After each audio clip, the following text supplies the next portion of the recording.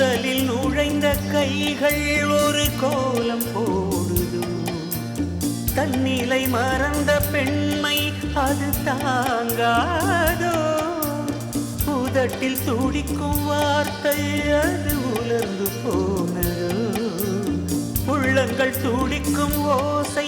இசையாகாதோ மங்கைவள் வாய் திறந்தால் மல்லிகை பூவாசம் போடையெல்லாம் பெண் பெயரை உச்சரித்தே பேசும் யார் இவர்கள் இரு பூங்குயில்கள் இளம் காதல் மான்கள் என்ன சத்தம் இந்த நேரம் குயிலின் மொழியா என்ன சத்தம் இந்த நேரம் நதியின்